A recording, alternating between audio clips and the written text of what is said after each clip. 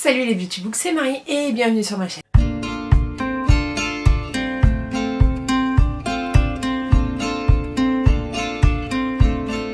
J'espère que vous allez bien, on se retrouve pour une vidéo sur la fantasy adulte et les livres que j'ai déjà lus sur ce genre-là, ceux que j'ai préférés, ceux que j'ai un petit peu moins aimés et voilà, c'est un genre que je lisais pas mal à un moment donné, enfin que j'achetais en tout cas pas mal et c'est vrai que ça m'a un peu passé, j'ai un peu de mal à revenir dedans et à réapprécier, mais j'ai quand même eu des petites pépites que j'aimerais bien vous présenter et quelques déceptions aussi que j'aimerais bien vous présenter également. On va prendre ça dans un ordre à peu près approximatif, mais un des premiers que j'ai lu, alors c'est pas le premier puisque le premier la première fantasy adulte que j'ai lue, il s'agit de l'Assassin royal de Robin Hobb. J'avais lu le premier tome il y a pas mal de temps et j'avais pas du tout accroché et un an et demi après, je me suis remis un coup de pied aux fesses. Le tome 2, j'avais adoré. Et ensuite, ça a été un petit peu en dents de scie pour moi. Robin Hobb, je ne lirai plus et je ne tenterai plus, je continuerai pas la saga de l'Assassin royal malgré tous les bons avis que j'en entends. Je trouve que c'est un petit peu long, un petit peu lent et un petit peu redondant. On est sur une histoire de, l'histoire de Fitz qui est le bâtard d'un prince. J'en ai profité, j'ai attrapé le livre, mais du coup oui, il va être redonné à la cour, à son père, mais comme c'est un bâtard, il n'est pas utilisé en tant que soi et il va être formé pour devenir l'assassin spécial du roi. Et dans cet univers on a deux styles de magie qui est l'art et le vif. Il y en a un qui est accepté, il y en a un qui je crois que c'est le vif ou l'art, je sais plus, bref, je ne sais plus, mais qui permet de communiquer avec les animaux et qui celui-ci est complètement interdit et Fitz va rapidement avoir les deux magies, donc il faut qu'il se cache un petit peu aussi, mais on est sur un univers hyper gros, hyper énorme.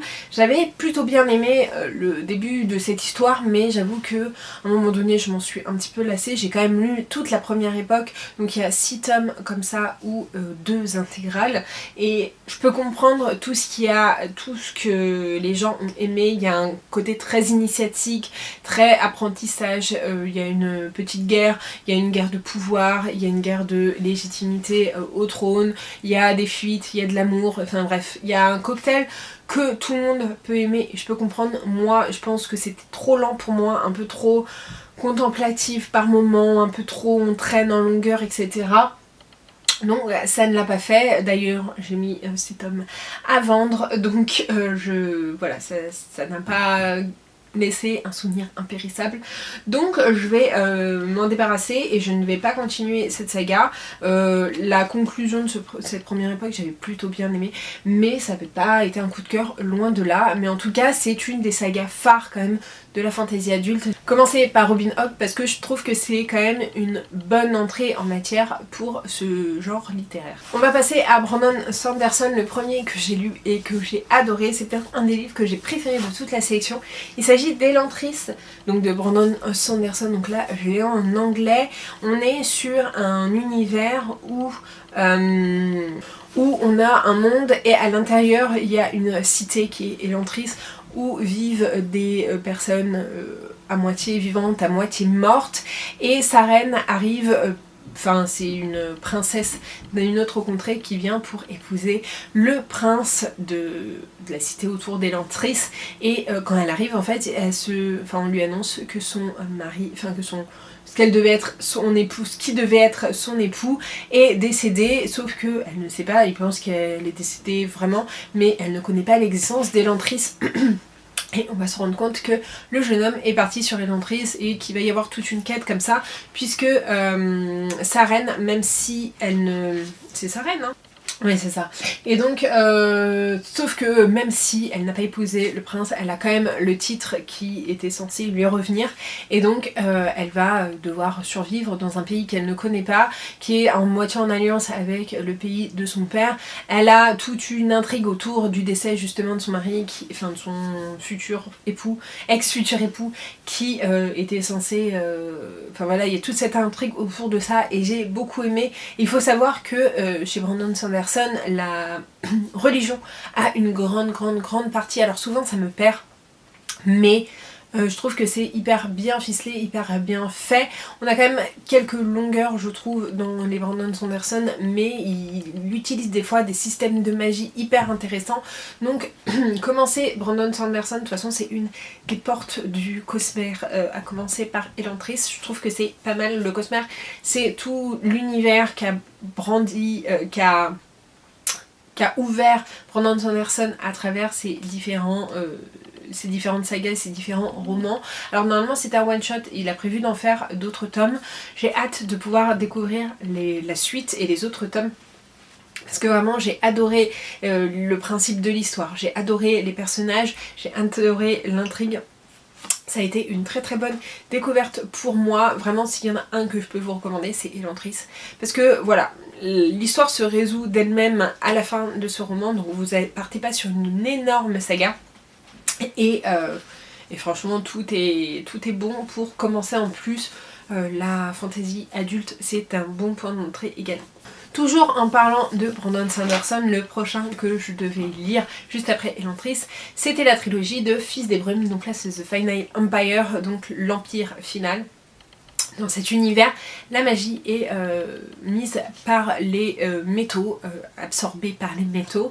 Et donc on a plusieurs types de personnes. On a les Ska qui sont pas du tout avec des pouvoirs. Il y a les Brumans qui sont avec un seul pouvoir, qui peuvent absorber qu'un seul type de métal et donc avoir un seul pouvoir. Et on a les Fils des Brumes qui peuvent associer tous les pouvoirs, tous les métaux, qui peuvent tout récupérer. Et donc on a Vin qui est une jeune orpheline qui va être récupérée par Kelsier et son gang pour essayer de faire basculer l'Empire ultime, qui a un ambassadeur, un empereur tout en haut qui sème le chaos. Et donc le monde est régi dans les brumes, c'est très brumeux, très sablonneux, très compliqué. Et donc Vin va devoir apprendre à utiliser ses pouvoirs, va devoir infiltrer aussi la haute société pour savoir comment pouvoir tuer l'empereur. Et voilà, ça c'est une saga, une première trilogie. Il y a une deuxième ère qui est en 4 tomes je crois. Je suis en train de terminer cette première trilogie et j'ai hâte, même si j'aime un petit peu moins. J'ai beaucoup aimé le premier tome, le deuxième tome un peu moins, le troisième aussi peut-être un petit peu moins, mais j'aime peut-être un peu moins les personnages, mais en tout cas Brandon Sanderson pour moi ça le fait vraiment. D'ailleurs j'ai également lu Tresse de la Mer Émeraude, mais il fait un peu plus young adulte que adulte je trouve. Il est un peu plus simpliste, un peu plus facile, on vogue à travers les îles et voilà, j'ai lu deux projets secrets de Brandon Sanderson sur les 4 mais je vous parle de ceux qui me pop un peu plus. Là on est sur la vraie fantasy adulte, les deux autres un petit peu moins. Mais voilà, j'ai hâte d'avoir le fin mot de l'histoire. Mais en tout cas, voilà, une autre trilogie qui est très connue quand même chez Brandon Sanderson. Je trouve que ces systèmes de magie sont toujours hyper bien faits. Encore une fois, la religion est hyper présente dans cet univers. Mais je trouve très sympa quand même. Voilà, ça change d'Elantris, mais c'est quand même sur la même vibes. C'est quand même à chaque fois des romans assez complexes, enfin pas complexes à fond, mais faut prendre quelques notes, faut réussir à tout assimiler parce que on n'est plus sur de la fantasy young adulte. On va faire un petit parallèle à Brandon Sanderson avec The Wheel of Time de Robert Jordan. Donc pourquoi je fais un parallèle? Puisque Robert Jordan n'a jamais terminé ses romans et que c'est Brandon Sanderson qui a écrit les derniers tomes avec avec les notes de Robert Jordan. Si vous connaissez pas cette histoire, j'aime énormément ces nouvelles couvertures. Donc dans La Roue du Temps, on suit 3 jeunes hommes et 2 jeunes femmes qui sont dans un bled complètement paumé à Trois-Rivières et il se passe jamais rien. Ils s'apprêtent à commencer une grande fête, la fête qui annonce le printemps ou l'automne, bref je sais plus, mais et en fait il y a une attaque de créatures à ce moment là et comme par hasard il y a 2 étrangers qui sont arrivés ce même jour et il se passe beaucoup de choses et donc ils se rendent compte tous les 5 que c'est peut-être eux qu'ils ont peut-être un rôle à jouer sur le futur de leur monde, que les étrangers qui arrivent cherchent le dragon réincarné et qu'il est peut-être en l'un d'eux. Le dragon c'était un élément très maléfique, qui est tombé aux mains du ténébreux et qui est devenu très maléfique, qui a un peu tout ruiné et en fait le dragon, en fonction de si il est entre les bonnes mains ou les mauvaises mains, il peut être le sauveur comme il peut être le destructeur de tout. Donc on va découvrir Moiraine et Yann qui vont les prendre sous leurs ailes pour découvrir qui est le dragon, pour le former, pour le protéger et pour le diriger et dans cet univers seules les femmes ont le droit d'avoir des pouvoirs puisque les hommes qui utilisent le pouvoir à un moment donné, le pouvoir les rend complètement fous et donc c'est pour ça aussi que canaliser un pouvoir est source de beaucoup de mal-être des fois. Et c'est pour ça qu'il ne faut pas qu'il tombe entre de mauvaises mains parce qu'il peut complètement tout ravager. Donc voilà, j'aime énormément cette saga. J'ai lu que les 2 premiers tomes mais je suis quasiment à jour dans la série que j'aime beaucoup aussi. Même si on ne suit pas exactement le même fil. En fait dans une saison, on n'est pas saison 1 et puis tome 1, saison 2, tome 2, etc. On mélange les tomes de saison en saison. Donc là on est saison 3 mais je pense qu'on arrive peut-être au tome 5 ou 6, donc j'ai quand même un peu de lecture à rattraper. Mais j'aime beaucoup, je me les lis en audio et en papier et ça passe très très bien à chaque fois et j'ai hâte de pouvoir découvrir même s'il y a 15 tomes, même si je sais qu'il y a un moment où il y a une grosse baisse de régime, j'ai un petit peu peur mais j'ai très envie de continuer cette saga et je suis très contente parce que mon copain accroche aussi à cet univers parce que c'est un univers que j'aime beaucoup. Autre grosse saga, il s'agit de l'épée de vérité de Terry Goodkind. Donc dans cette histoire on suit Richard qui est chasseur ou garde forestier, bref je ne sais plus trop, et il se balade à un moment donné dans la forêt, il vit dans la forêt jusqu'au jour où une jeune femme va se faire attaquer et elle cache un petit peu son identité, on se demande un peu qui elle est et on se rend compte qu'elle vient de derrière la frontière, donc du côté magique, et qu'elle fuit un méchant qui s'appelle Darkenral. Et donc Richard il tombe un petit peu amoureux et donc il va l'aider à retrouver sa place, à combattre le méchant, puisqu'en plus il demande de l'aide à Z, son mentor, un peu son ami, qui va lui dire qu'il va recevoir l'épée de vérité, c'est le premier sourcier et du coup il a peut-être un rôle à jouer dans la descente aux enfers de Darkenral. Et donc voilà, on est sur un truc très bateau, un peu cliché par moment parce qu'on se dit que Richard, si ça avait été un homme qui s'était fait attaquer, on n'aurait pas toute cette épopée là. Il réfléchit un petit peu comme un mec, on va dire. Après c'est une saga qui date un petit peu, mais j'avais beaucoup aimé ce premier tome. J'ai lu le tome 2 3 ou 4 ans après je crois. J'avais un petit peu moins apprécié que le premier, mais j'ai hâte de pouvoir continuer quand même cette saga. Je pense que je vais quand même faire un choix entre l'épée de vérité et la roue du temps, parce que je pense pas que je puisse continuer ces 2 grosses sagas, puisqu'il y a encore une fois 14 ou 15 tomes dans cette saga, donc je ne suis pas sûre de pouvoir lire ces 2 sagas en même temps. Je pense qu'il va falloir que je fasse un choix pour en avancer une plus que l'autre et avancer l'autre après. Donc je pense que celle-là va être mise un petit peu de côté, mais c'est pas très grave. J'avoue que j'ai une petite préférence pour l'instant pour La Roue du Temps, mais c'est une des sagas préférées de ma copine Sandra. Donc au pire, si Sandra veut continuer la saga avec moi, je me dis pourquoi pas, ça peut me motiver peut-être à la sortir un peu plus longtemps. En plus j'ai vu il n'y a pas longtemps qu'elle était en train de relire ce premier tome. Donc je lance un message comme ça. N'hésite pas à me dire si tu as envie de continuer cette saga avec moi. Une des grosses sagas de fantasy adulte un peu dark que tout le monde connaît, il y a bien sûr Game of Thrones. Donc là celui-ci c'est le tome 2 puisque j'ai prêté le tome 1 à ma belle-sœur et que je ne sais pas où est-ce qu'il est, je pense qu'elle ne me l'a jamais rendu, elle me le rendra jamais. Elle voulait le lire en anglais et du coup voilà. Je vais pas vous faire l'histoire de Game of Thrones parce que y a une série qui est sortie là-dessus, elle a été très très populaire, mais on est sur tout un univers avec plusieurs royaumes qui se battent pour être l'héritier légitime du trône de fer, puisque on a une famille qui est sur le trône mais qui aurait enlever les Targaryens de leur place légitime d'une façon pas très très correcte. Et donc voilà, c'est une bataille entre différents peuples, il y a des dragons qui vont s'ajouter, il y a énormément de personnages, il se passe énormément de choses. J'en suis au tome 2, il faudrait que je lise la suite, mais papa Martine n'a pas décidé encore de terminer cette saga.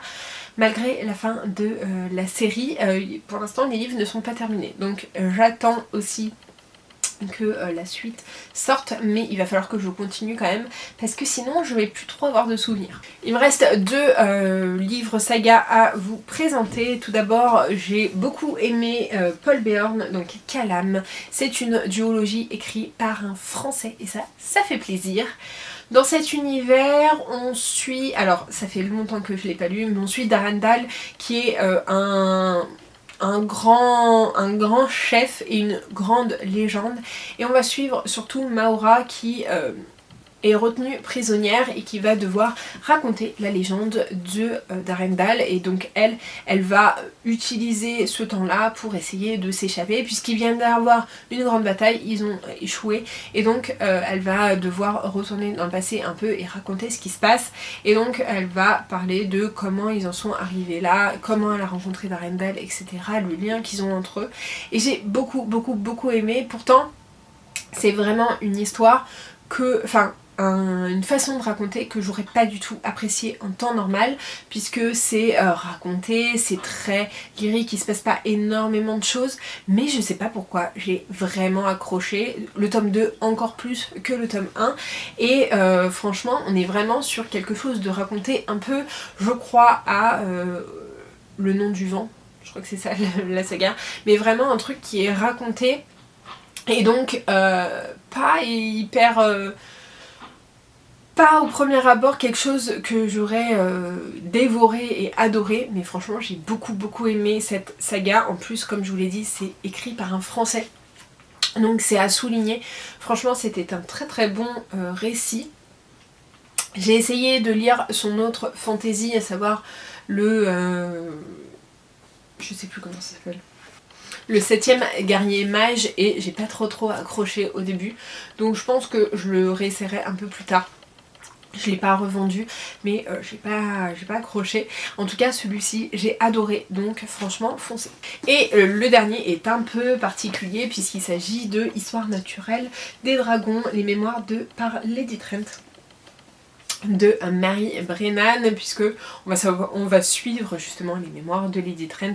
Lady Trent qui était naturaliste, qui aimait dessiner les dragons et qui est partie, qui était dans un monde où la femme n'avait pas grand choix, n'avait pas trop sa place, elle doit pas être trop cultivée, etc. Un peu dans l'ancien temps, et elle va se marier avec quelqu'un qui est passionné comme elle de dragons, qui lui laisse une place la place qu'elle mérite, et il va l'amener en voyage avec elle pour qu'elle puisse, avec lui pardon, pour qu'elle puisse dessiner et partir à l'aventure et à la recherche de dragons. Il y a pas mal d'histoires autour aussi, leur histoire à eux en même temps, mais franchement j'ai plutôt bien aimé ce roman, pas hyper addictif pour moi.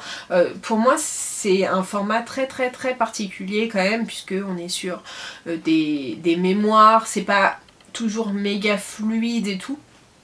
C'est un mélange entre des mémoires et un roman écrit, mais ce que j'aime beaucoup c'est qu'on a plein de gravures, de photos, enfin de dessins de dragons. On apprend les différents types de dragons, les différentes races, les différentes... Voilà, les différentes propriétés de dragon, et j'ai trouvé ça hyper intéressant, mais par contre je ne sais pas si je vais continuer cette saga. Ça fera peut-être l'objet d'une autre saga, mais enfin d'une autre vidéo, mais en tout cas j'ai trouvé ça hyper intéressant. Il y en a 4 ou 5 des tomes comme ça, et ça change un petit peu de ce qu'on peut voir. On n'est pas sur une quête, on est sur quelque chose de beaucoup plus contemplatif, de beaucoup plus posé, de beaucoup plus raconté.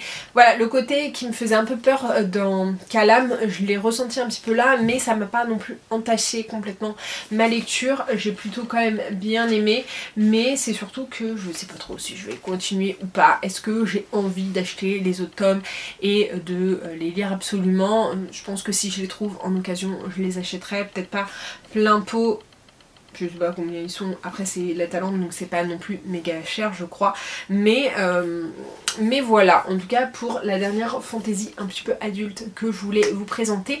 N'hésitez pas à me dire si vous avez des titres de fantasy adulte que vous voulez me faire part, dont vous voulez me faire part.